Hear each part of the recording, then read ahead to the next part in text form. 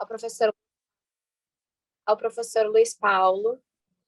Gostaria de agradecer ao convite e dizer que eu me sinto lisonjeada em poder fazer essa banca com essa composição, que são pessoas dentro da área de proteção de dados pessoais, que eu respeito muito, que eu admiro muito, né, que eu acompanho tanto as publicações quanto as manifestações. Então, eu acredito que iremos aprender muito aí aqui com vocês e com a Juliana.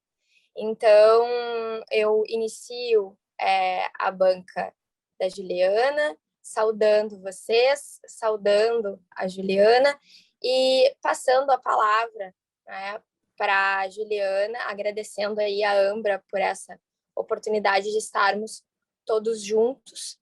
E, Juliana, então, a palavra está contigo. Tu tens 20 minutos, né, para apresentar o teu trabalho e, na sequência, a gente passa a palavra para os professores avaliadores. Bom dia a todos. Meu nome é Juliana de Souza. Eu sou procuradora do município de Sorocaba há 9 anos. Trabalho atualmente com pareceres administrativos. E antes de começar a apresentação da minha dissertação, eu gostaria de agradecer a minha orientadora, a professora Iris, por todo o apoio ao longo desse projeto. E se a professora Iris se sente lisonjeada, eu me sinto mais do que honrada em ter aqui na banca os doutores que aceitaram esse convite, o doutor César Santorin, a doutora Daniela Copete Cravo, o doutor Luiz Paulo Germano.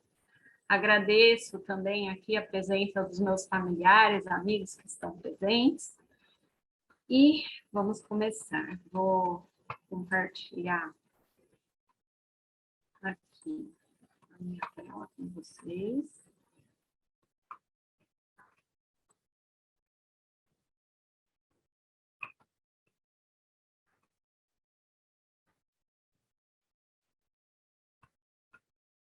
Está aparecendo para vocês?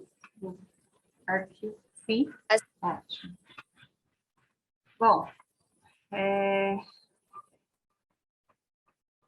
o tema da minha pesquisa é privacidade e proteção de dados na administração pública diante da pandemia da Covid-19, estudo de caso. Aqui eu coloquei uma visão geral do que eu vou apresentar hoje. Eu vou começar pela introdução, na sequência eu passo para os problemas de pesquisa, depois vou abordar as hipóteses desenvolvidas, vou buscar trazer alguns conceitos gerais de proteção de dados, mas não de uma forma muito teórica, mas sim de uma forma mais prática, analisando casos que eu estudei para o desenvolvimento do trabalho. Vou falar sobre a proteção de dados como um direito autônomo, as bases legais para o tratamento de dados pelo poder público e concluir.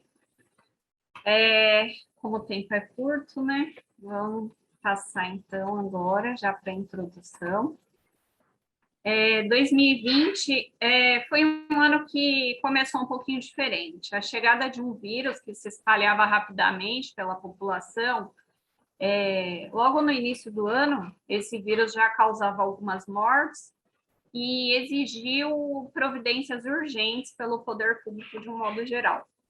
No Brasil, diante daquela situação caótica que parecia ganhar cada vez mais força, e no auge daquela calamidade pública que se instalava, o governo federal editou a norma geral para o enfrentamento da pandemia, que foi a Lei 13.979 de 2020, orientando algumas medidas, tanto para a população quanto para o poder público geral. E dentre as primeiras medidas orientadas foram o isolamento e a quarentena, como forma de evitar a proliferação do vírus.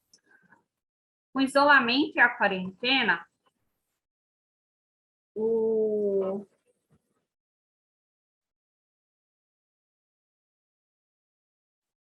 outros problemas começaram a surgir.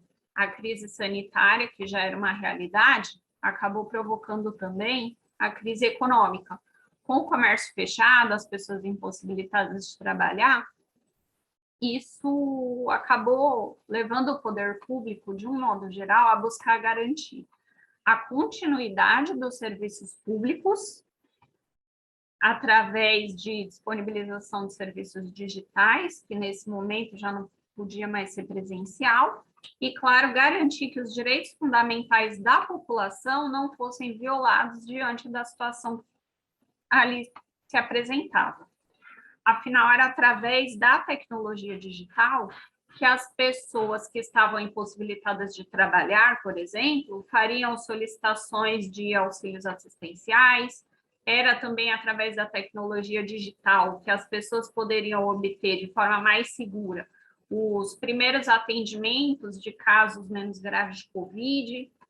Era também através da tecnologia digital que estudantes poderiam continuar com a educação escolar. Só que a cada atendimento online dos cidadãos, o poder público precisava coletar cada vez mais dados, orientar a população, divulgar informações, mas será que o poder público ali naquele momento estava suficientemente preparado para uma pandemia, uma situação totalmente atípica, para transformar o atendimento presencial em atendimento digital? Será que havia preparo suficiente? Será que tinha preparo suficiente para garantir a segurança de dados da população? Ou será que aquela falta de organização, eventual falta de organização do poder público, acabaria sendo resolvida através de demandas judiciais? Esses foram alguns questionamentos que eu me fiz na época e que me trouxeram uma linha de pesquisa que me pareceu bastante interessante, que foi como a privacidade e a proteção de dados poderiam ser garantidos naquele contexto de pandemia. E foi essa ideia que me levou a problematizar em que medida o isolamento social em tempos de pandemia preserva a nossa vida privada. Em que medida os atos do poder público em obter dados pessoais da população através de empresas privadas trazem ou não salvaguardas suficientes para garantir o direito do consumidor em ter o controle sobre a governança de seus dados. Para responder o primeiro problema de pesquisa, eu parto da ideia de que o isolamento social, ele preserva a nossa vida privada quando ele realmente ocorre. Mas o que é realmente estar só? Qual é a privacidade que a gente busca? A pandemia da Covid isolou a população fisicamente, mas não isolou a população socialmente. E a tecnologia digital nos expôs, talvez, a situações de maior risco no compartilhamento de dados, sem, em um primeiro momento, garantir confiança suficiente, garantir a segurança jurídica no compartilhamento desses dados.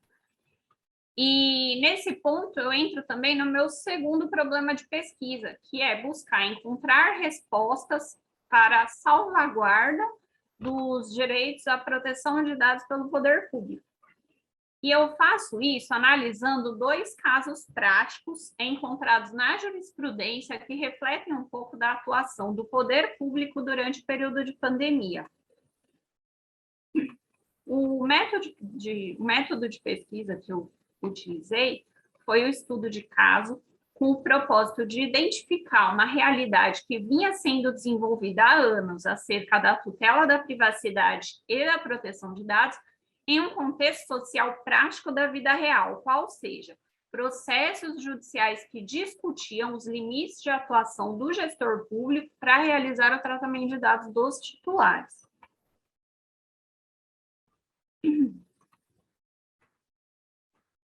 E aqui, antes de falar especificamente dos casos, eu gostaria de deixar claro que as análises que serão feitas, eu vou fazer uma análise de uma medida provisória no âmbito do governo federal e a análise de um decreto estadual no âmbito do governo do estado de São Paulo.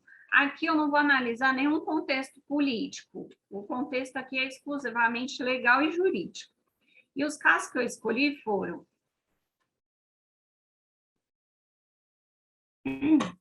a medida provisória 954 de 2020, que foi publicada pelo governo federal, motivada por interesse público, autorizou que as empresas privadas compartilhassem dados com o IBGE, dados dos consumidores, porém sem o consentimento do titular. Isso acabou violando direitos fundamentais. E o decreto que eu vou analisar é um decreto estadual de São Paulo, que também teve repercussão, que foi motivado por interesse público, celebrou acordo de cooperação técnica, anonimizou dados dos titulares e não violou direitos fundamentais de acordo com a jurisprudência. E agora, eu vou fazer uma análise um pouco mais detalhada de cada um dos instrumentos normativos. E como esses casos foram analisados posteriormente pelo Judiciário. A medida provisória 954 de 2020 autorizava que empresas de telefonia, ela autorizava que empresas de telefonia compartilhassem com o IBGE a relação de nomes, número de telefones e endereço dos seus consumidores.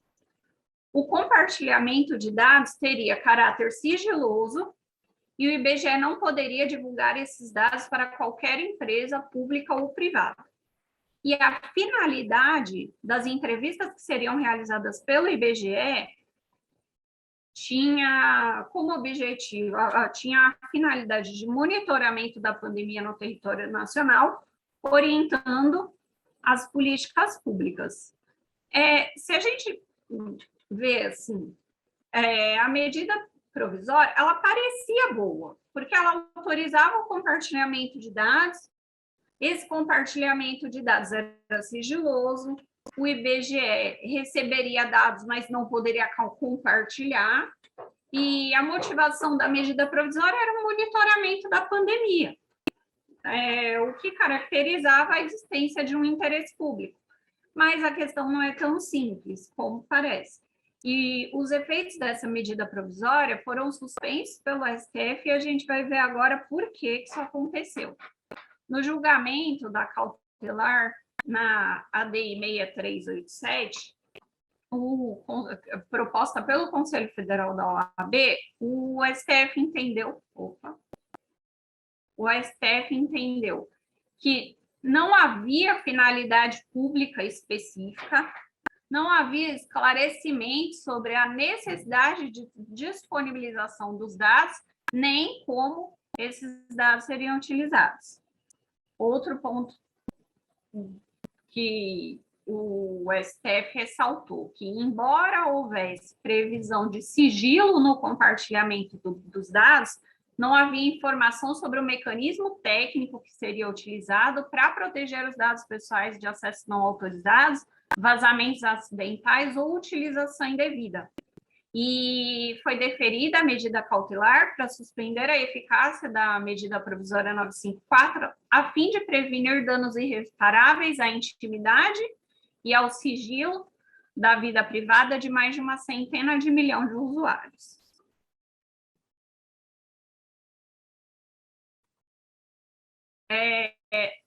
E aí, agora, só para a gente fazer um paralelo com a medida provisória, eu analiso também o decreto estadual de São Paulo, que é o 64963 de 2020, para a gente poder visualizar como nesse decreto toda a situação ocorreu de uma forma um pouco diferente, teve um resultado diferente no judiciário.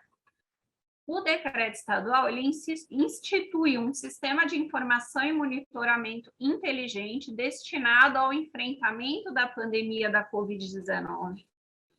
Permitiu a formalização de um acordo de cooperação técnica entre as empresas de telefonia celular e o Instituto de Pesquisas Tecnológicas do Estado de São Paulo, IPT, para permitir o acesso do ente público a dados anonimizados. Os dados anonimizados, para quem está assistindo, são aqueles que não permitem a identificação do titular.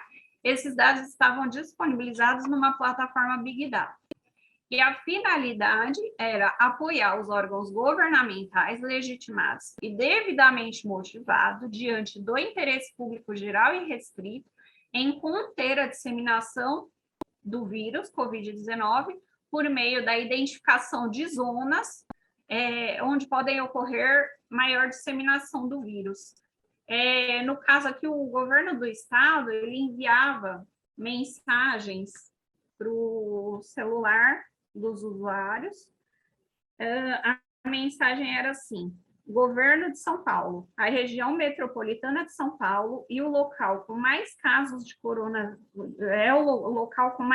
coronavírus. Reforce as medidas de higienização e fique em casa. Só que algumas pessoas, ao receber esse SMS, ficaram incomodadas e demandaram no judiciário, buscando reconhecimento de violação à privacidade. Foram analisadas 7 decisões à época proferidas pelo Tribunal de Justiça de São Paulo. E todas as decisões deliberaram no sentido de que o compartilhamento de dados anonimizados com o governo estadual não viola os princípios da privacidade e intimidade do titular, por não permitir a identificação dos cidadãos nem o monitoramento do seu deslocamento. E aqui eu faço uma análise sobre as semelhanças e diferenças dos casos. As semelhanças, em ambos os casos, havia uma orientação legislativa, uma era medida provisória, outra o decreto. Em ambos os casos, as medidas adotadas, a princípio, tinham como finalidade o monitoramento da pandemia. E, em ambos os casos, estavam limitadas ao período de emergência na saúde pública. A diferença é que, no caso do decreto do Estado de São Paulo, compartilhamento de dados, não havia compartilhamento de dados pessoais. Os dados pessoais são aqueles que permitem a identificação do titular. Como a gente viu, a medida provisória autorizava compartilhamento de nome, telefone, endereço, e no decreto do Estado, os dados estavam anonimizados, eles não permitiam a identificação do titular. E no caso da medida provisória, não tinha uma finalidade específica informada ao titular. Então, essa é a grande diferença dos casos e, por isso, o resultado das ações judiciais foram diferentes. Tanto que o decreto do Estado continua em vigor até hoje e a medida provisória teve seus efeitos suspensos e posteriormente declarada inconstitucional pelo STF. Lembrando aqui que na época da concessão da medida cautelar pelo STF, quanto da maioria das ações impetradas no Tribunal de Justiça do Estado de São Paulo, a Lei Geral de Proteção de Dados ainda não tinha entrado em vigor. Isso aconteceu somente em setembro de 2020. Mas em todos os casos ficou bem claro que o titular de dados deve ter garantido o seu direito à privacidade, sobre seus dados e deliberar e ter o direito de deliberar como esses dados serão tratados, que é a autodeterminação informativa. O reconhecimento da autodeterminação informativa e o direito da proteção de dados como um direito fundamental autônomo pelo STF, porque isso ficou bem claro na decisão do STF, pode ter até impulsionado o plenário do Senado Federal a aprovar a medida provisória 17 de 2019. Isso aconteceu em outubro de 2021. Ela foi votada e em janeiro de 2022, né, super recente esse ano, finalmente a Constituição foi alterada para incluir a proteção de dados como um direito de garantia fundamental e fixar a competência privativa da União para legislar sobre proteção de dados.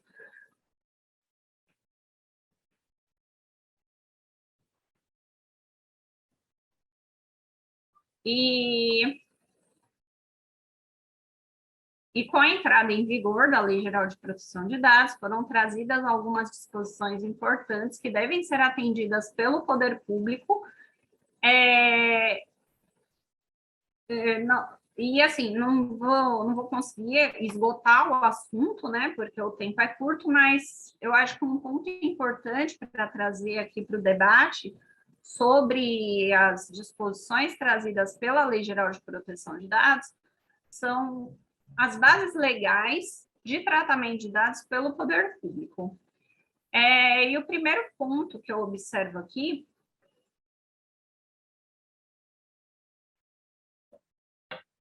é que as pessoas jurídicas de direito público, elas devem sempre buscar conciliar as prerrogativas típicas de Estado com os princípios e normas previstos na lei para garantir o que eu já falei lá em cima, a segurança jurídica dos titulares de dados. E a primeira medida a ser adotada no tratamento de dados é justamente identificar a base legal aplicável para o caso concreto. E o primeiro item que eu coloquei, a primeira base legal, é o consentimento. Eu coloquei ela como primeiro item porque o consentimento é a regra geral. E o consentimento, ele não é dado de uma forma simples. O consentimento trazido pela Lei Geral de Proteção de Dados, ele é altamente qualificado, porque ele exige que o titular se manifeste sua vontade concordando de forma livre, de forma informada, de forma inequívoca, e que exista uma finalidade específica e determinada para o tratamento de dados. Então, assim, a gente olha para o consentimento como a regra geral.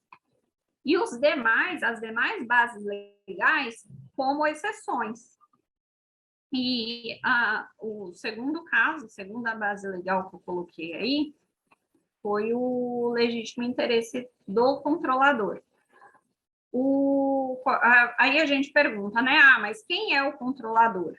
A Lei Geral de Proteção de Dados, elas trazem alguns agentes de tratamento de dados. O controlador, o operador e o encarregado. O controlador é a pessoa, que pode ser pessoa natural ou jurídica, que vai tomar as decisões referentes ao tratamento de dados. O operador é a pessoa que vai efetivamente realizar o tratamento de dados pessoais em nome do controlador. E o encarregado é a pessoa que vai ser nomeada pelo controlador e que vai ser a ponte entre o titular dos dados e a Autoridade Nacional de Proteção de Dados. A Autoridade Nacional de Proteção de Dados é quem vai fiscalizar o cumprimento das normas e, eventualmente, aplicar penalidades. Só fiz esse à parte para a gente entender um pouquinho sobre o legítimo interesse do controlador. Quando o tratamento de dados é realizado no legítimo interesse do controlador, o exercício da atividade do controlador deve deixar muito claro quais são as vantagens para o titular, quais serão as vantagens que o titular vai ter na utilização de seus dados, porque aqui a gente já está dispensando o consentimento. E o controlador deve justificar por que está utilizando os dados do titular. O conceito de legítimo interesse, que é legítimo interesse, é um conceito muito aberto, é muito vago. E justamente por esse motivo, quando a gente fala em tratamento de dados pelo poder público, é preferível usar, se a gente não for parte do tratamento de dados pelo consentimento, é melhor que sejam utilizadas outras bases legais do tratamento de dados, porque pode ser muito difícil fazer a comprovação do que é o legítimo interesse do controlador, estando totalmente isento de ferir os princípios da administração pública, legalidade, impessoalidade, moralidade, eficiência, publicidade. Então, é preferível que se utilize outras bases legais. E a terceira base legal que eu coloco aí é o cumprimento da obrigação legal ou regulatória. O importante aqui é ressaltar que o interesse público ele deve ser observado no atendimento da finalidade pública. E aqui eu trouxe um exemplo prático para ficar mais fácil da gente entender o que seria uma obrigação legal, né? Por exemplo, um município trata os dados de seus servidores públicos com a finalidade específica de realizar o tratamento de salários. Isso é uma obrigação legal. Então, a gente pode enquadrar esse tratamento de dados dispensando o consentimento do titular por uma obrigação legal, porque tem previsão legal para isso. E, por último, eu coloco a base legal, que é o cumprimento de execução de políticas públicas. Aí, aqui, eu trago o artigo 7º da LGPD, que ele dispõe que a administração pública pode realizar o tratamento de dados na execução de políticas públicas previstas em leis, regulamentos, respaldadas em contratos, convênios ou instrumentos congêneres. Quando eu estava tratando de um dos estudos de casos, agora há pouco, para o desenvolvimento da pesquisa, eu falei que o governo do estado de São Paulo instituiu o sistema CIMI, para o monitoramento da pandemia e firmou um acordo de cooperação. E um acordo de cooperação, em um sentido amplo, é um contrato firmado entre a administração pública e entidades, outros órgãos também do poder público. E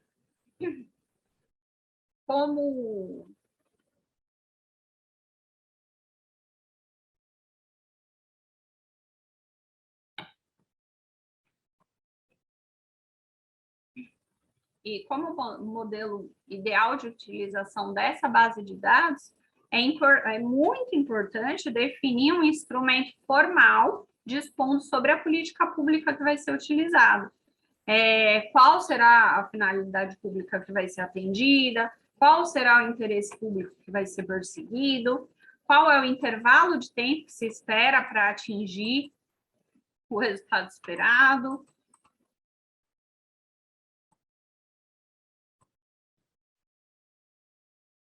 O compartilhamento parou? Não. Não? Eu estou vendo ainda aqui. Eu também estou. Sumiu aqui, mas voltou agora. E feitas essas considerações, o resultado alcançado pela pesquisa constata que o isolamento social em tempo de pandemia não preserva necessariamente a nossa vida privada, mas o poder público pode trabalhar na publicação de leis gerais, normas específicas, medidas de segurança que garantam a proteção dos direitos do titular e, além disso, ao realizar o tratamento de dados, deve respeitar a regra geral do consentimento do titular. Ou, em caso de dispensa do consentimento, os dados devem ser utilizados no cumprimento de obrigações legais ou regulatórias ou na execução de políticas públicas. E, se for o caso, com a adoção de técnicas de anonimização, pois somente assim haverá salvaguardas importantes, ainda que muitas vezes não suficientes, para garantir o direito ao titular em ter o controle sobre a governança de seus dados e a minimização dos riscos. Obrigada.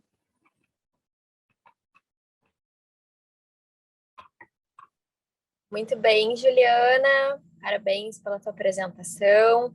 Então, agora, né, como orientado o nosso procedimento, a gente tem que passar a palavra para o professor convidado, né? E aqui nós temos 2 professores convidados.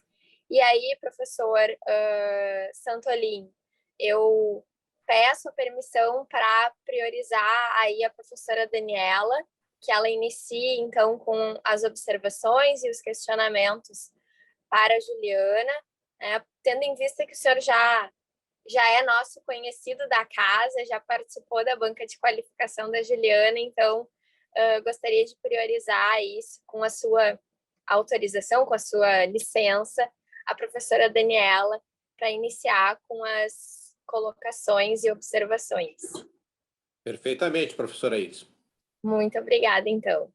Professora Daniela, muito obrigada aí pela sua presença mais uma vez. Então, a palavra está com a senhora. Obrigada, professora Iris. Obrigada também pela gentileza, que até um pouco, para mim, uma alegria falar até antes, né, desses professores que acredito que foram meus professores. Então, é uma grande alegria abrir aqui a banca e uma grande honra também. Me coloca numa situação até difícil de iniciar. Mas obrigada, professora Iris, pelo convite, por estar aqui com vocês, pela essa oportunidade. Também muito obrigada, Juliana, pelo trabalho, pelo convite, que também é colega como procuradora. Então, muito feliz de estar aqui também nessa oportunidade, para também que o tema aí, esperando que o tema ganhe espaço nos municípios, porque de fato é super importante para o cidadão, é uma segurança necessária. Bom, posto isso, também não vou ficar aqui perdendo muito tempo, vamos direto, né, para o assunto que interessa, que realmente é a avaliação do trabalho, né, da Juliana. E eu acho que, assim, o sumário, né, ficou muito completo, dá para ver que o trabalho é bem extenso, que realmente a Juliana deve ter se dedicado bastante ao trabalho, à pesquisa, à escrita, é bastante denso. Também gostei, né, do recorte do tema, eu acho que foi um tema bem importante, eu acho que a questão da pandemia foi o que, assim, deu todo esse desenvolvimento do tema, né, nos municípios, nos estados, até na União, porque, infelizmente, mesmo com a LGPD já aí existente desde 2018 e a gente tendo a proteção de dados como um direito fundamental, cada coisa que a gente ainda escuta no dia a dia, que a gente ainda presencia, menosprezando a importância, né, da proteção de dados pessoais. Então, pelo menos com a pandemia, foi aquele gatilho importante para pelo menos dar visibilidade para o tema. E te confesso que aqui fiz várias consultas referentes, inclusive, à pandemia, né? Compartilhamento de dados, aquela questão do mapa de calor. Então, foi um tema que se justifica e que tem aí um recorte necessário. Então, acho que nesse ponto o trabalho da Juliana fez uma boa escolha, tem pertinência, tem justificativa, é um tema atual. Com relação também aos casos julgados, eu gostei muito, principalmente do caso de São Paulo, porque eu acho que faz um contraponto, né, com o caso ali do STF. Acho que os casos são diferentes e por isso que também, né, ensejaram consequências diferentes, até porque no segundo caso era referente a dados anonimizados, então, em tese, não estávamos falando, né, de dados pessoais, muito embora eu acredito que eu acho que isso ficou bem no teu trabalho. A administração pública tem legitimidade para tratar dados e é uma leitura muito incorreta, talvez, né, se fosse feito de que proteção de dados seria para lacrar os dados ou qualquer outra coisa nesse sentido, e muito pelo contrário. Com relação, então, eu acho que o trabalho está muito bem consolidado, mas também, né, vou fazer sugestões até para aperfeiçoamento, tanto do próprio trabalho, como também para o futuro, né, os trabalhos futuros da Juliana. Eu acho que nas considerações finais, tu podia ter empreendido um pouco mais de esforço, principalmente para dar a tua opinião à luz de tudo que foi descrito, né, ao longo do trabalho, porque realmente o trabalho foi exaustivo, tenho certeza que foi super trabalhoso, porque tu escreveu bastante, tu pegou muitos temas ali, tá quase um manual completo, mas é importante também que tu se posicione, que tu traga problemas e respostas para problemas, e se possível concretos também. Então, acho que tu foi um pouco mais tímida, assim, fez um trabalho mais descritivo, mais botou tudo que a doutrina fala, os dois julgados, e ali as tuas considerações, elas foram um pouco mais breves, tanto que elas estão bem menores do que todo o trabalho, enfim. Então, acho que tu poderia, talvez, desenvolver um pouco mais as considerações finais, colocando a tua opinião crítica à luz de tudo que tu fez ao longo do trabalho. Então, né, o que a administração pública tem que fazer quando ela for tratar dados, ela tem base legal para isso, quando ela precisa ou não de consentimento, porque, em regra, a administração pública não vai precisar do consentimento, porque ela vai estar tratando com base, né, na obrigação legal, cumprimento de políticas públicas, enfim, mas o que é políticas públicas? Então, talvez, se tivesse essa especificação um pouco mais crítica da tua opinião, à luz do teu contexto, de tudo que tu estudou nesse trabalho, até para contribuir para o futuro, né? Então, daqui a pouco alguém que está ali na administração pública vem um pedido de compartilhamento de dados, a pessoa não sabe como fazer, ela poderia talvez pegar suas considerações finais e isso servir de substrato ali para uma orientação de como proceder à luz desses direitos. E aproveitando, né, essa questão das considerações finais, eu acho que todo o trabalho, né, eu acho que talvez tu pode ser um pouco menos tímida e se arriscar um pouco mais também, né, trazer a tua opinião, obviamente opinião jurídica e fundamentada acerca do tema, para fim de que a gente possa sempre evoluir, não ficar só olhando o passado, né, mas também propor questões para o futuro, porque o tema está recém começando. E, claro, né, isso ocorreu aí na pandemia, mas agora a gente tem aí muitas outras atividades que a gente vai precisar refletir sobre o papel da administração pública. Então, em resumo, né, eu te dou parabéns pelo trabalho, mas como sugestão, né, aqui eu pontuo que eu acho que tu pode um pouco mais desenvolver mais as tuas considerações e ser um pouco menos descritiva e mais propositiva com relação ao tema. Mas, no mais, é isso. Muito obrigada e parabéns. Obrigada, professora Daniela. Professora Iris, melhor esperar que todos façam as considerações e depois eu respondo, certo? Eu acho que sim. Melhor, né? Tá bom. Sim, eu vou passar, então, a palavra para o professor César Santolin, para que ele, então, pontue, né, as observações e os questionamentos para a Juliana. Professor César, por favor, a palavra está para o senhor. Muito obrigado, professora Iris, a quem agradeço pelo convite, a possibilidade de estar participando mais uma vez, juntamente com a Ambra, deste evento acadêmico. Quero cumprimentar aqui os meus colegas de banca, professora Daniela, professor Luiz Paulo, também conhecidos já de muito tempo, e o professor Luiz Paulo compartilhou comigo a banca de qualificação, portanto o trabalho já não é exatamente uma novidade, né, nem para mim, nem para ele, e cumprimentar evidentemente a mestranda Juliana pela exposição feita hoje, pelo trabalho apresentado. Já havia feito as referências positivas por ocasião da qualificação e as refaço agora. De fato, o trabalho, como disse a professora Daniela, é oportuno, tem uma percepção muito adequada do momento em que esse tema precisa ser discutido. E já pela escolha do tema, portanto, que certamente também mereceu o acompanhamento da sua orientadora, quem também cumprimento pela qualidade do trabalho, porque o orientador também tem um certo grau de corresponsabilidade, e, obviamente, quando o trabalho é bem sucedido, como é o caso, também a orientação merece ser destacada. Eu, como disse a professora Iris, já estive na banca de qualificação, já fiz várias observações, então eu vou ser bastante breve, dadas estas circunstâncias. Em primeiro lugar, eu vou destacar que o trabalho, como eu já havia feito lá atrás, é um trabalho muito bem escrito, muito bem organizado. Em linhas gerais, o plano é um plano que corresponde ao tema, ou seja, ele consegue demonstrar adequadamente o tema.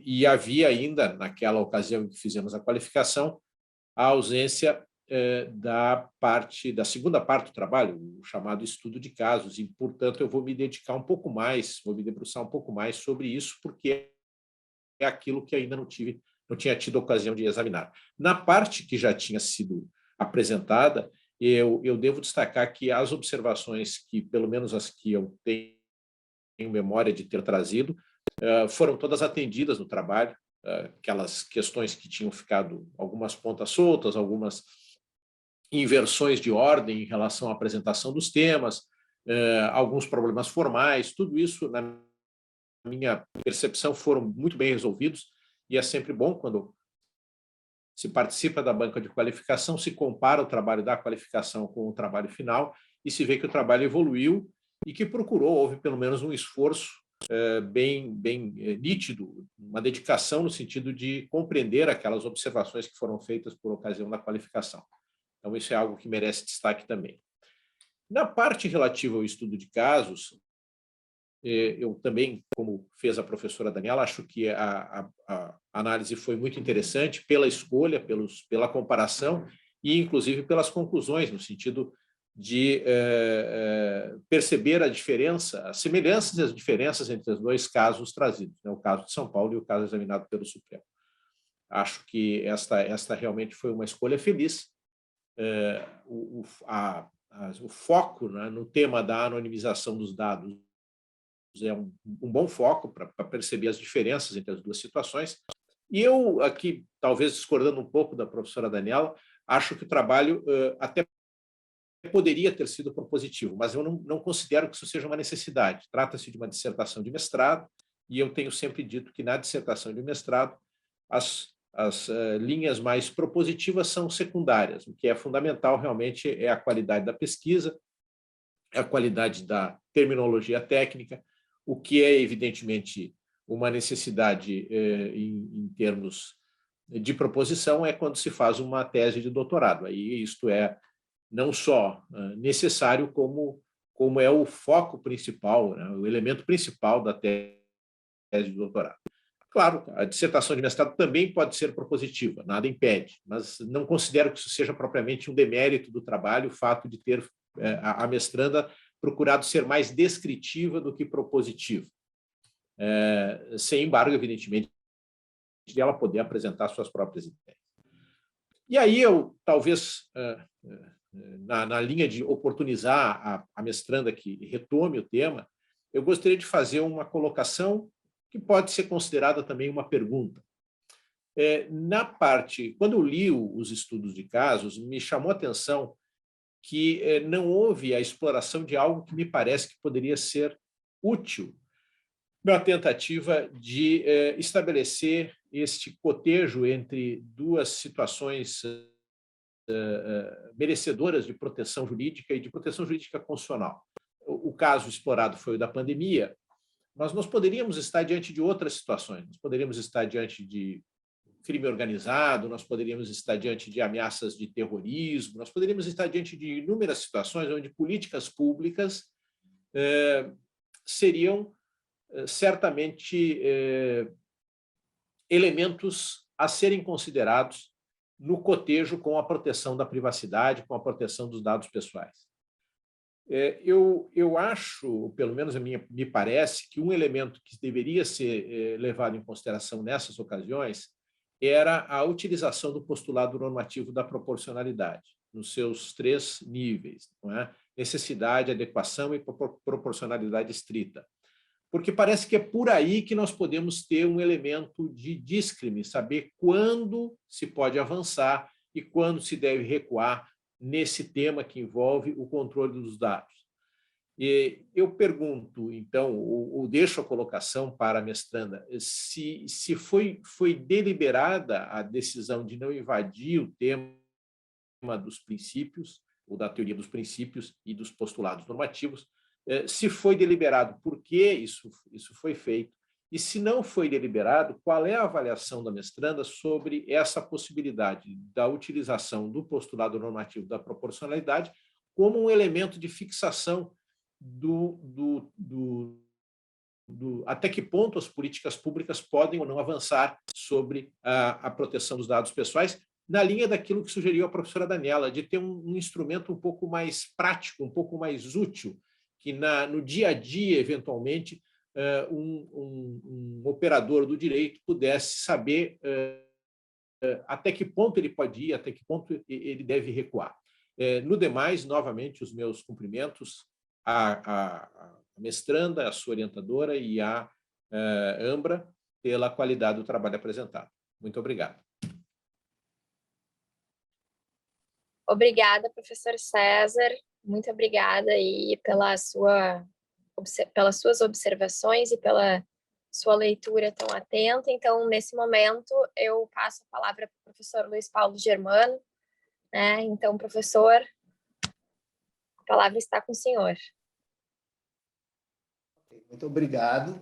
Gostaria, a exemplo dos meus colegas, de saudar todos os componentes da banca, saudar a mestranda Juliana, cumprimentá-la já de antemão pela qualidade da dissertação, pela própria apresentação realizada agora há pouco. Me alegro sempre quando vejo o Dr. César Santolin, que foi meu professor, foi meu chefe e, o melhor de tudo, é meu amigo, né? Também gostaria de cumprimentar a doutora Daniela, né? Um prazer poder revê-la, enfim, ter a oportunidade de estar repartindo esse momento acadêmico e cumprimentar a minha querida amiga, minha colega, a professora Iris, por tão bem ter conduzido os trabalhos de orientação em relação ao tema e à dissertação que ora nos foi apresentada. A exemplo do professor Santolin, nós estivemos juntos naquela banca de pré-qualificação, ou de qualificação, enfim, e também com alegria eu percebi que a Juliana atendeu bem, né, as expectativas por nós manifestadas naquela oportunidade de fazer algumas correções, algumas inserções no que diz respeito à qualificação da sua própria pesquisa, e não tínhamos, naquela oportunidade, por uma regra específica da AMBRA, acesso às conclusões, né, à parte final do trabalho que ora nos foi apresentado. E eu diria que esse é um tema incandescente. Quando se fala em proteção de dados, por si só, a gente já está diante de um tema bem relevante sobre todos os aspectos, mas quando a gente fala em proteção de dados no âmbito do poder público, eu diria que é um tema que precisa ser efetivamente e definitivamente estudado, porque, de fato, é o poder público aquele maior depositário de dados, né, no âmbito de cadastros havidos. Então, paira sobre o poder público também a responsabilidade que é proporcional ao número de informações que ele dispõe, bem como os manejos que ele procede em relação a esses dados pessoais que ele utiliza todos os dias, em todos os momentos, em todos os minutos. Inclusive, agora, no último dia 19 de abril, a Câmara dos Deputados aprovou um projeto de lei cujo substitutivo foi apresentado por um deputado chamado Felipe Rigoli, né? Eu agora já nem me lembro o partido dele, porque com esse último movimento eleitoral mudaram muitos os candidatos, os titulares de mandato para diferentes partidos, inclusive partidos que não existiam, mas eu acho que é União Brasil ou algo do gênero. E o propósito desse projeto de lei era justamente, ou é justamente, o compartilhamento de dados do censo escolar para a realização de políticas públicas. Num primeiro momento, os dados diziam respeito apenas e tão somente ao aproveitamento no Enem, mas, a partir do substitutivo, foi estendido para outras plataformas e outros processos de avaliação a serem procedidos pelo poder público. E o que mais me chamou a atenção, embora esse texto ainda deva ser deliberado, aprovado ou não pelo Senado Federal, é de que refere-se à necessidade de uma regulamentação pela Autoridade Nacional de Proteção de Dados, mas, enquanto não houver essa regulamentação, uma vez aprovado o projeto devidamente sancionado pelo senhor presidente da República, ele estaria com sua eficácia imediata, né, no sentido de coletar-se todas e quaisquer informações advindas desses censos sem a necessidade de anonimização. O que nos remete ao problema apresentado pela Juliana, relacionado especificamente ao censo do IBGE, né, que foi fulminado no âmbito de medida advinda do Supremo Tribunal Federal, depois confirmada por ocasião do mérito julgado. Se eu não estou enganado, era a ministra Rosa Weber a relatora. Então, vejam que são situações que nós necessariamente passaremos a conviver com elas no nosso dia a dia, né? Instrumentos legislativos que, por serem instrumentos legislativos, a princípio visam uma legitimação da coleta e do manuseio desses dados, mas que, no entanto, afastam um princípio fundamental, um direito fundamental do titular de dados, que é justamente o da autodeterminação. Em se tratando do texto, em se tratando da dissertação da Juliana, e voltando a dialogar com aquilo que eu, por primeiro, reportei aqui quando iniciei a minha fala, eu acho que a maneira como o poder público vai lidar não só com a aplicação da LGPD no âmbito interno das suas repartições públicas, mas especialmente da maneira como ele vai se valer da coleta de dados, que são bilhões, né, no âmbito de suas mais diferentes atividades, é algo que, evidentemente, vai diferenciar, ou é preciso que nós reconheçamos que haja uma diferenciação do poder público em relação ao particular. Porque se a gente começar a partir de premissas de que o consentimento continua sendo a base mais democrática, a base mais valiosa no momento em que eu faço o tratamento de dados, isso, evidentemente, no âmbito do direito privado, ou nas relações privadas, ou na coleta de dados que se dá pelo ente privado, eu não tenho nenhuma dúvida quanto à validade. Entretanto, em se tratando de poder público, nós devemos relativizar essa regra geral do consentimento, justamente por aquilo, né, que a professora Daniela comentou ali na sua fala, de que certamente as bases legais mais utilizadas pelo poder público para o manuseio de dados pessoais está em cumprimento de obrigações legais, realização de políticas públicas, cumprimento de contrato, cumprimento de dever legal, né? E não especificamente o consentimento. E nesse sentido, Juliana, é que eu acho que faltou um pouco mais no teu texto, né? Ou seja, fazer esse enfrentamento no sentido de reconhecer que o poder público vai tratar mais das demais bases legais do que especificamente o consentimento, né?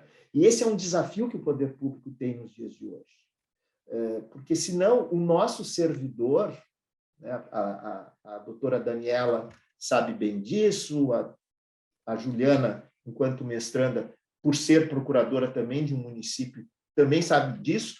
A todo instante, o nosso servidor que vai lidar com essa temática ou com esses procedimentos, ele vai ficar perguntando: mas eu não tenho consentimento.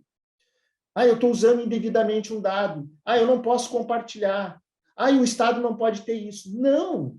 O Estado pode e deve ter isso e tem base legal que justifique a licitude dos seus procedimentos, né? Então, me parece que faltou um pouquinho mais na dissertação desse fundamento, ou seja, o poder público não ficará atrelado ao consentimento como sendo a principal base legal a partir da qual ele vai fundamentar o seu tratamento de dados. E é isso que a gente tem procurado, né? Eu, a professora Iris, que estamos aí com diferentes contatos na implementação de diretrizes de LGPD, de ESG, a gente tem enfrentado essas dificuldades nos municípios, especialmente falando com servidores públicos, né? Por quê? Porque impera o medo, né? Impera, eu tenho que aguardar a autoridade nacional editar mais regulamentações, eu tenho que aguardar novas resoluções, aí eu não posso fazer isso. E o direito administrativo do medo, né, professor César Santolin, é um horror, é uma coisa que trava o gestor público, porque ele acaba não cumprindo os propósitos para os quais ele foi nomeado e passou a exercer atribuições inerentes ao cargo que ele titula. Então, me parece, né, tanto nas funções típicas quanto nas funções atípicas do Estado, que nós precisamos trabalhar, né, esse instrumento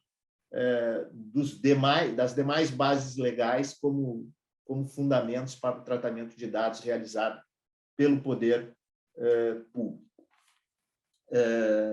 No mais, né, eu fiz aqui algumas considerações, depois posso passá-las para a professora Iris, e a professora Iris pode compartilhá-las com a minha autorização para a Juliana, mas não tem dado pessoal, então não se preocupe, né? E eu sou muito parecido com o que pensa a professora Daniela. Eu sempre gosto, né, que o aluno possa, eventualmente, avançar um pouquinho nas suas conclusões e, de repente, trazer um posicionamento pessoal dele, algo que, eventualmente, possa ser proponente. Mas reconheço também que a melhor técnica é a que o professor César Santolin referiu há pouco, né, no sentido de que na dissertação haja uma maior preocupação com a exposição técnica da pesquisa do que propriamente com uma opinião mais específica do mestrando. Mas gostaria de dizer que também gosto quando o mestrando vai além, né, porque a gente acaba interagindo com o tema, a gente vai avaliando as informações que nos são trazidas e, evidentemente, que a gente acaba esperando que essa conclusão ela não seja essencialmente técnica, mas que também demonstre uma manifestação volitiva ou de compreensão subjetiva do candidato. Então, no mais, fica aqui mais uma vez o meu agradecimento, meus cumprimentos à Juliana, meus agradecimentos à Ambra por mais uma vez nos oportunizar esse tipo de encontro, de evento, e fico também à disposição de todos para quaisquer outros esclarecimentos que precisem de minha parte. Muito obrigada, professor Luiz Paulo. Muito obrigada pelas considerações, né, pelas pontuações. Então, agora eu passo a palavra para a Juliana, para que ela, então, né, responda e, eventualmente, complemente aí algum ponto levantado pelos avaliadores. Bom, obrigada a todos pelas sugestões. Eu vou seguir aqui na ordem, né, até para que eu não me perca. No tocante à sugestão, né, da professora Daniela, eu não sei qual seria o melhor método para a minha conclusão, mas o que eu me senti mais segura foi esse. Por isso que, de fato, a conclusão ficou um pouco tímida, mas eu achei que dessa forma eu ia me sentir um pouco mais segura, né, me atendo ali a todos os pontos que foram debatidos ao longo do trabalho. Mas muito obrigada pela sugestão, vou refletir sobre isso e conversar com a professora Iris, de repente, se for o caso, até a gente complementar aí antes do fechamento do trabalho. Então, agradeço as sugestões, obrigada. Com relação à sugestão do professor César, muito obrigada. Quero agradecer também, não só por hoje, né, mas pela minha última apresentação. Acho que os últimos apontamentos foram fundamentais para o meu trabalho, me ajudaram realmente a ver algumas coisas que, né, depois que a gente lê o trabalho várias vezes, tem coisas que a gente já nem vê direito mais, mas foram muito importantes. E quanto à sugestão, né, de falar sobre a proporcionalidade, houve uma preocupação, eu tive uma certa preocupação, até por tudo que nós conversamos na primeira apresentação, em não enveredar o tema que poderia levar para um campo da filosofia, ou da deontologia jurídica, que eu achei que isso talvez pudesse desviar um pouco o foco do meu trabalho. Mas com relação à proporcionalidade, eu acho que ela é muito importante, especialmente quando a gente analisa a questão da aplicação do legítimo interesse do controlador. E isso eu até menciono em alguns trechos do meu trabalho, justamente porque o interesse do controlador é um conceito muito vago. Então, acho que a proporcionalidade ali na aplicação dessa base legal para o poder público, eu acho que a questão da proporcionalidade tem que ser realmente analisada, atentar também para o princípio da finalidade, do interesse público, para que o controlador não venha eventualmente até a ser penalizado.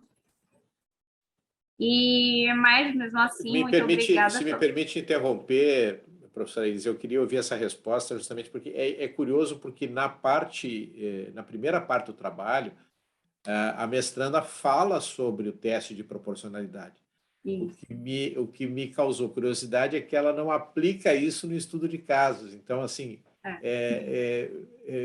fica claro que ela conhece a lógica da proporcionalidade, conhece o princípio, mas na hora de fazer o estudo de casos isso não apareceu. Então, era isso que eu queria que ela dissesse, se isso tinha sido deliberado ou se realmente era um detalhe que tinha sido passado despercebido. Sim, mas é que assim, como eu enxergo o teste da proporcionalidade muito mais voltado para a aplicação da base legal do interesse do controlador, eu, na minha visão, achei que não era tão importante aplicar isso no estudo de caso. Mas, mesmo assim, obrigada pela sugestão, professor. E com relação à sugestão do professor Luiz Paulo Germano, obrigada. De fato, atendi as sugestões feitas tanto pelo professor César na primeira apresentação, quanto pelo professor Luiz Paulo. E a sua sugestão aqui é com relação ao consentimento, né? A preocupação que eu tenho, assim, especialmente quando a gente trabalha na administração pública, é que a gente, assim, na execução de políticas públicas, utilizando esse tratamento de dados, das políticas públicas, isso acabe sendo uma regra, acabe virando uma regra que legitime abusos contratuais. Isso foi até um dos pontos que eu abordei no trabalho. Especialmente, assim, agora, nesse período de pandemia, eu sei que a gente vai ter diversas outras situações e a administração pública, com exceção do governo federal, que já está muito avançado, mas do governo municipal e até do governo estadual, a questão da LGPD, do tratamento de dados, é algo novo, né? E eu não acho que a execução de políticas públicas pode ser um motivo para eventualmente ter abuso que leve a infringir outros princípios da administração pública. Então, na minha visão, eu ainda acredito que o consentimento continue sendo a regra geral, mas que a administração pública possa usar as outras bases legais, mas como exceção, desde que muito bem justificado, desde que realmente atenda à finalidade pública, desde que o titular de dados realmente seja informado sobre os motivos pelos quais a administração pública está fazendo o tratamento desses dados. Fui clara?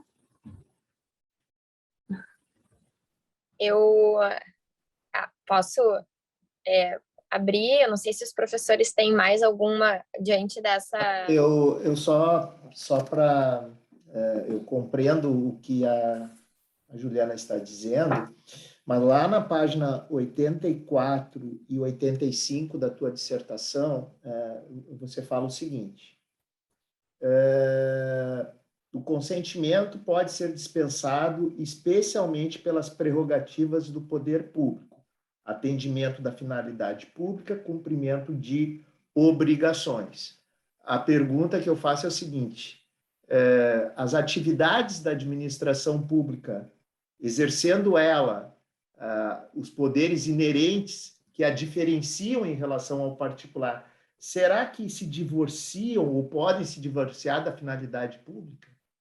Ou será que o que o servidor público faz no exercício das suas atribuições não é algo que esteja relacionado com o cumprimento de obrigações, com o cumprimento do dever legal, que são bases legais? Sim, eu entendo, professor. Eu acho realmente que a execução de políticas públicas pode ser usada, mas desde que bem fundamentada. Por isso que eu digo que, na dúvida, se não tiver segurança, se o servidor não tiver segurança suficiente para realizar o tratamento de dados com base na execução de políticas públicas, se essa política pública não estiver realmente muito clara, que seja feito consentimento pelo titular, a fim de evitar causar dano ao titular de dados. Mas se a gente partir do pressuposto que o princípio da motivação ele é regra na prática dos atos administrativos e, excepcionalmente, admite-se a não motivação, sempre e qualquer ato procedido pelo servidor, ele vai ter uma motivação, seja na lei, seja num senso de discricionariedade, seja de uma forma, seja de outra, sempre permeado por limites, né? Então, assim, sem querer abrir um debate, até porque nós efetivamente mergulharíamos no estudo dos atos administrativos, especialmente dos elementos dos atos administrativos, e isso se divorcia um pouco daquilo que tu propuseste para efeito de pesquisa. Eu concordo contigo quando tu fala, olha, política pública justifica, é base legal, né, para tratamento de dados, mas não pode ser algo simplório, a ponto de dizer, vou justificar com base na política pública. Até porque política pública, não se faz política pública sem coleta de dados. Não existe política pública no mundo que possa ser elaborada ou bem feita sem coleta de dados. É uma premissa da política pública que tu tenha dados à tua disposição. Agora, evidentemente, que não é, que nenhuma pesquisa, ela é uma pesquisa que pode ser feita de maneira desregrada, né? Só pena ela não ser válida, né? E se ela não é válida, ela não serve. E ela não tem nem produção jurídica, não tem nem eficácia, né? Então, assim, o consentimento é a base legal de ouro, eu não tenho dúvida em relação a isso. Ninguém tem. Só que no âmbito da administração pública, quando a gente vai fazer a implementação, né, de um processo de tratamento de dados pessoais, tu não vais conseguir o consentimento para a conclusão das tuas responsabilidades ou para a realização das tuas responsabilidades enquanto poder público, por diferentes problemas.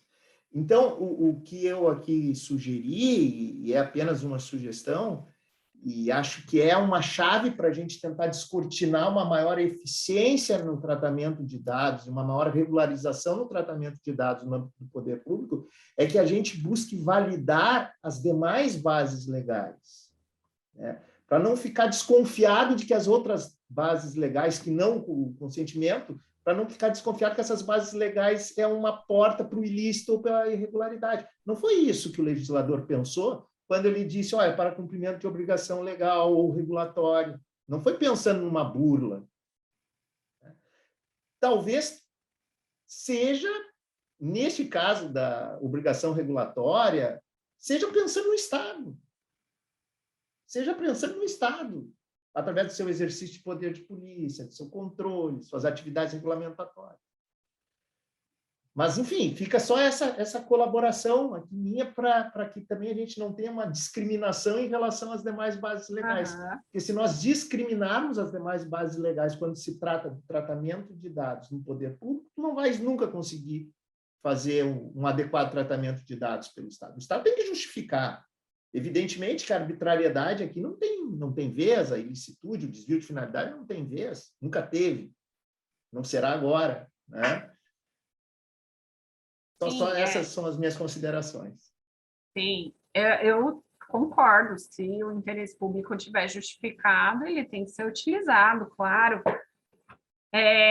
Mas é que, assim, a gente sabe, até mesmo na prática, que nem sempre isso acontece, nem sempre o interesse público está justificado. E é nesse ponto que eu me apego. Quando ele não esteja bem fundamentado e bem justificado, aí sim a gente volte para a regra geral.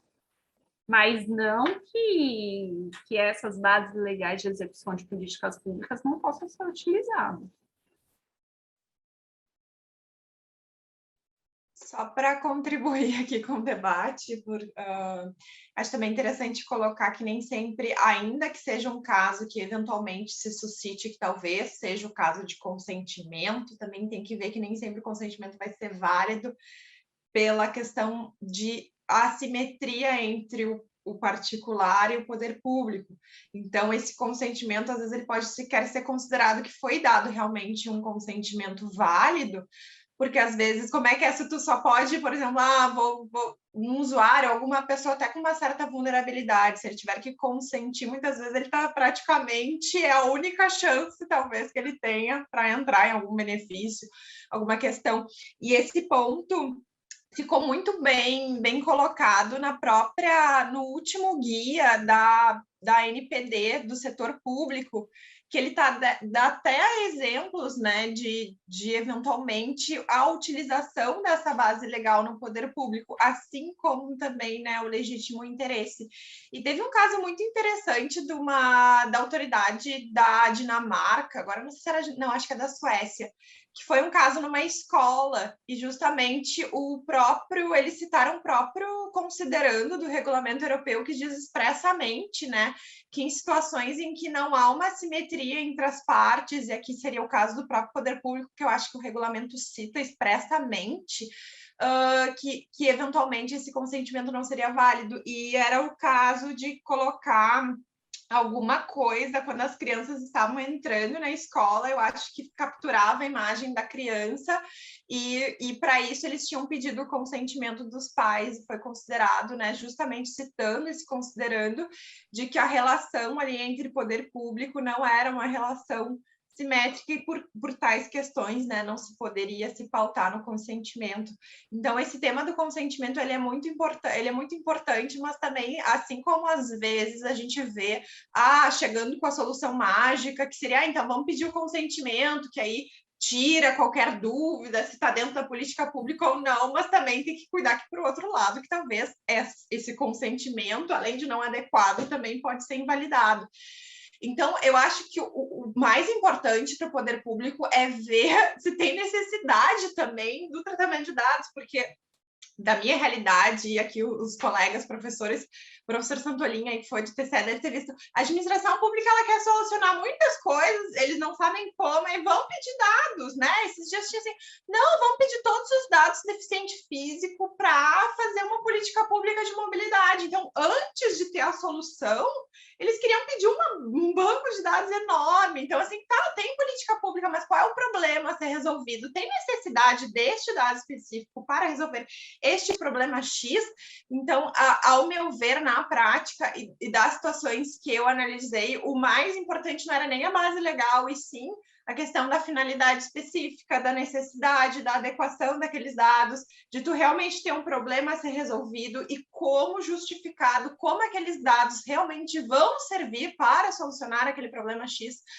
Então, eu acho que esses são alguns pontos também que a gente pode avançar, né? E de fato, a questão da proteção de dados ela é muito abstrata, é muito difícil a gente conseguir entender assim, o consentimento vale ou não na administração pública, ou legítimo interesse pode ou não na administração pública. Então, acho que é mais fácil a gente pegar, talvez, situações pontuais e ver se ali poderia ou não, né, existir o consentimento ou não, e até se eventualmente esse consentimento seria válido, mas só para tentar contribuir aí com o debate. Obrigada. Excelente, excelente, pessoal. Então, eu não sei se os professor César, tem alguma coisa. Eu estou satisfeito, professora Iris. Muito obrigada, então. Então, agora a gente vai passar para a sala de deliberação, tá? A gente tem um outro link dentro daquele e-mail. em que a gente vai deliberar sobre... A gente não, né? Os professores vão deliberar sobre a avaliação da Juliana. E aí eu peço, Juliana, que tu te mantenhas nessa sala, e aí a gente vai para outra e depois logo já retorna para essa. Tá ótimo, Tá bom? obrigada, professora. Eu aguardo os outros Obrigada, professores professora. então, na sala de deliberação.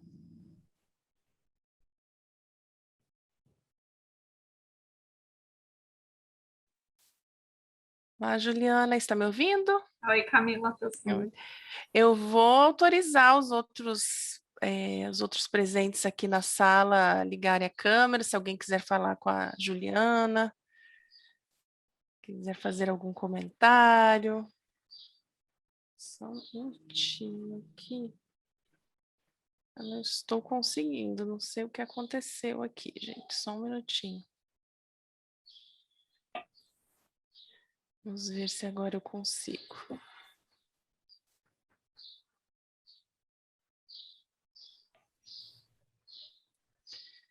Não estou conseguindo promovê-los a palestrante. Aconteceu alguma coisa aqui no meu computador. Eu consigo apenas, acho que, permitir a fala. Não, mas está indo, ó, tá. Se alguém quiser abrir a câmera, o microfone.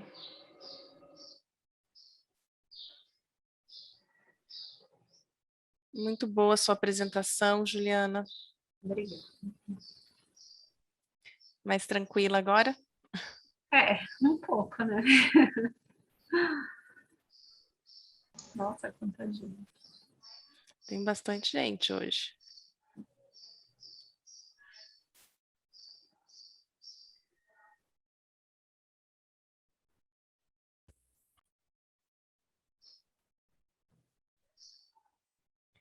Vamos aguardar, então, os professores. Se algum de vocês quiser falar com a Juliana, fiquem à vontade, enquanto a gente aguarda, que ajuda, né, Juliana, a aliviar a tensão.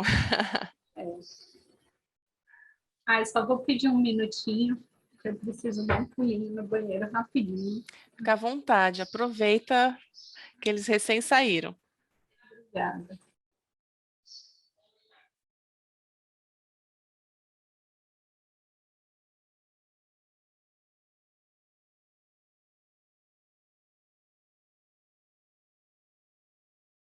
Resultado.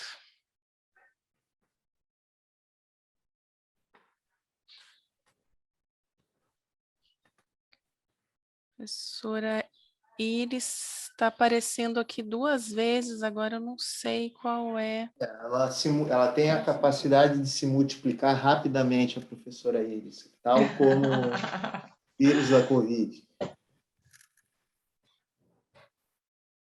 É que ela entra pelo celular e pelo computador. Eu não sei o que aconteceu aqui no meu computador, que eu não estou conseguindo. Aqui, ó, consegui colocá-la, liberar o áudio dela.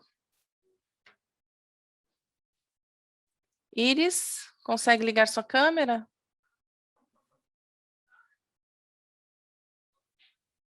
Tirou, bota o áudio aí agora.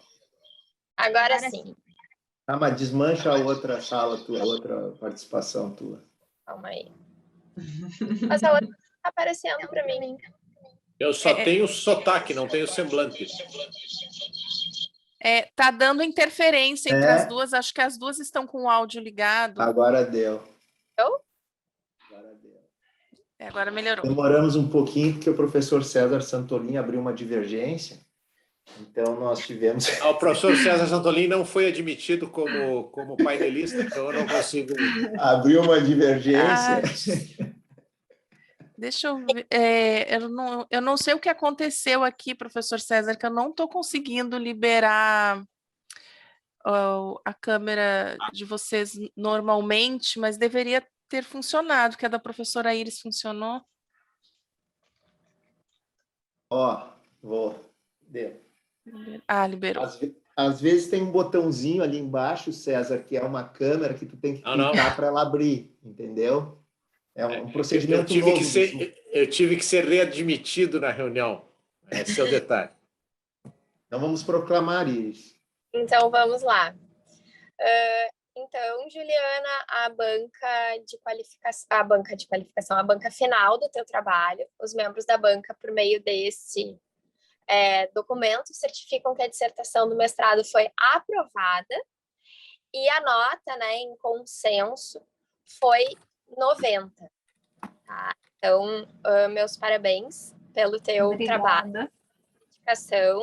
Mais uma vez, eu gostaria de agradecer muito, né, a banca, a professora Daniela, que eu admiro muito, que eu acompanho o trabalho dela aqui junto da Prefeitura de Porto Alegre em relação à proteção de dados, ao professor César Santolin, com quem eu tive e tenho, né, o prazer de sempre aprender. Né? Ele é um professor que eu tenho um carinho muito grande, que me ensinou muito, me ensina muito. E ao professor Luiz Paulo, que além de professor, ele é meu amigo, é meu sócio, enfim, a gente está nessa empreitada sobre proteção de dados juntos. E agradecer a ti por ter nos ensinado, nos trazido aí o fruto da tua pesquisa, por tu ter sido uma orientanda muito dedicada, né, em todos os momentos, mesmo com algumas situações em questão relacionadas a prazo, enfim, eu acho que isso faz parte, né, às vezes tem outras prioridades ou outras urgências na nossa vida, mas tudo correu muito bem. E agradecer em especial a Ambra por nos ter dado a oportunidade de estarmos aqui discutindo um tema tão relevante e tão importante que eu acredito que cada vez mais venha a ser debatido nos bancos, não só acadêmicos, né, como corporativos também.